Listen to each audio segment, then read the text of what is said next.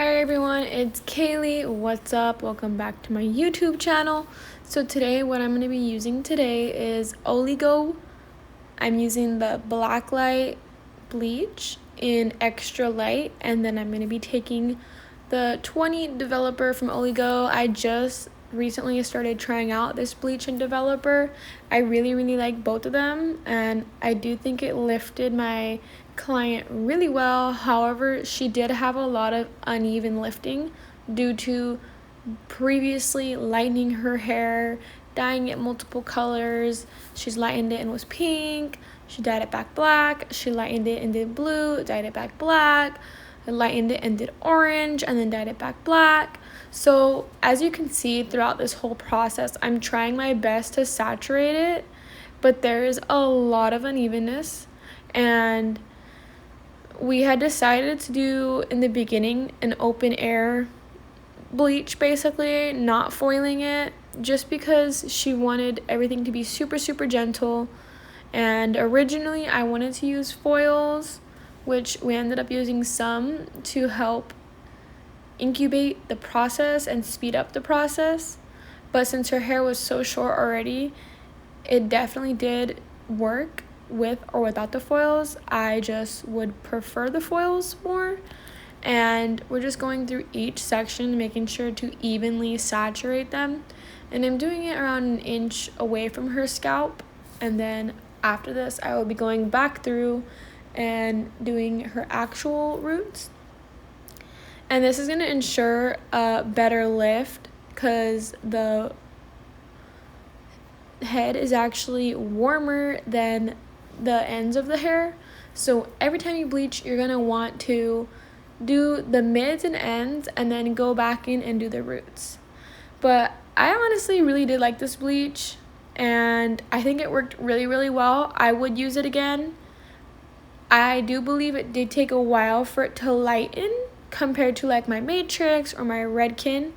It was very gentle, and it left the hair extremely ridiculously soft. When I just rinsed it with water, it almost felt like what's the word? Like it was already deep conditioned.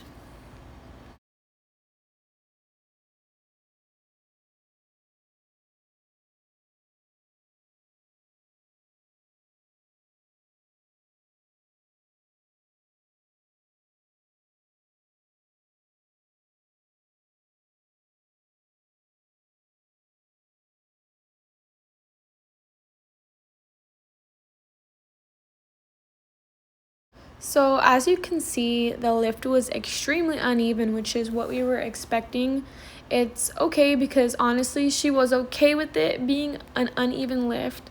She knew it was going to be an uneven lift because she always dyes her hair, and for some reason, she always dyes it back black every time I do her hair. And the girl drives me absolutely mad, but it's okay. As long as she cuts it, takes care of it, and maintain it, and I can do the best of my abilities. But of course, there's only a certain amount of evenness that you can get if you keep dyeing it back black. My recommendation would be to get like a semi-permanent color, like a brown or a semi-permanent black, so it'd be easier to lift versus something that already penetrated through the cuticle and whatnot. So she was okay with this. We didn't take any of the length off after this. I did, however, take my texturizing shears, and I basically like point cutted all the layers with my texturizing shears, taking off more dead but not taking off the length. Now, doing so can also take off some of the density of the hair, which is okay in certain cases when you have clients that don't care. But I'm sure if she had thin hair, it'd probably make a huge difference, and that would suck. But as you can see, there's a whole bunch of banding, and the ends of the hair are very brittle, maybe about 2 inches on the ends.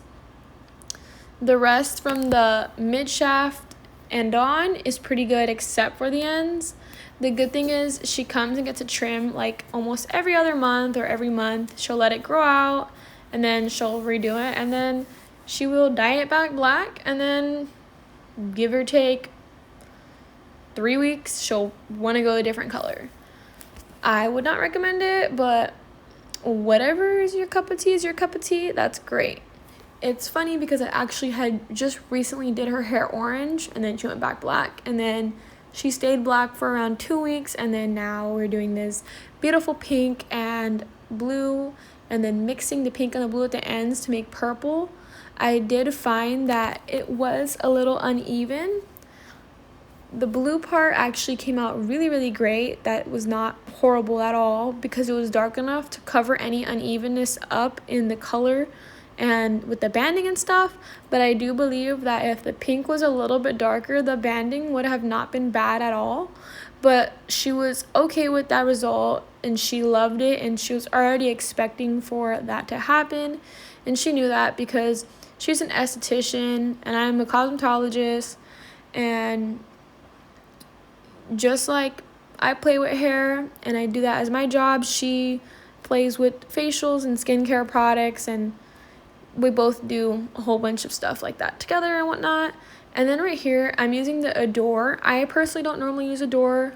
This is actually my first time trying it, but I tried it. I love it. I put Olaplex in it to try to repair her hair because, as you can see, it's brittle. This is where I was saying that I think what would be best would be to use a darker pink to cover any of the unevenness up. So our game plan for this was that we're going to do something darker later on when she needs to get it retouched. But when the roots grow out, we're going to bleach the roots, and we're going to try our best to remove any residual color in the hair because she wants a bright, bright pink. And hopefully we can eventually get there through time and doing the roots and cutting the ends.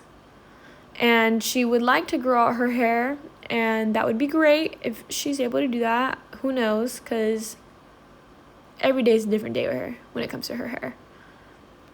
Today she's blue and pink. Tomorrow she might be blonde. Who knows?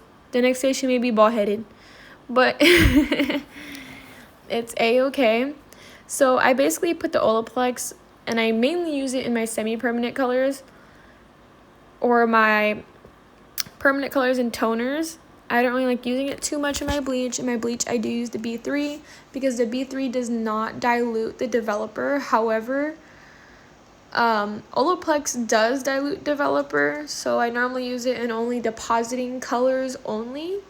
And it's a great, great bond builder. I love it, and I love it as a treatment. So when I'm doing semi-permanents and I know homegirl's hair is fried like this, I will definitely put Olaplex in it. So right here, I'm just using the beautiful blue from Adore, and I'm painting it all over her front like a money piece. And then the ends of her hair are going to be put with the blue at the ends, but the rest of her hair will be pink all the way through. And I think it came out as even as we were able to get it with how much she dyes her hair, but it actually came out extremely good, and I'm hoping that she stays with this color because I don't think I've ever seen her stay a color more than like a month, and I actually love this color a lot.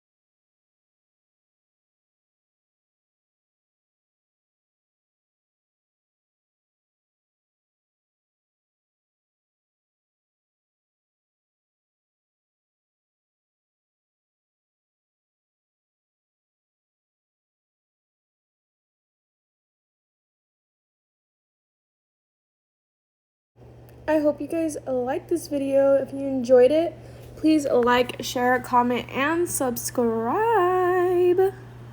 I basically just took the blue and I just mixed them on the ends to give a purplish gradient, and that was about it. And then I washed it, blow dried it, and then I just texturized it just to get more of the dead off because homegirl dyes her hair a lot. But again, thank you for watching. Like, share, comment, and subscribe. If you would like to book, my Instagram will be listed down below.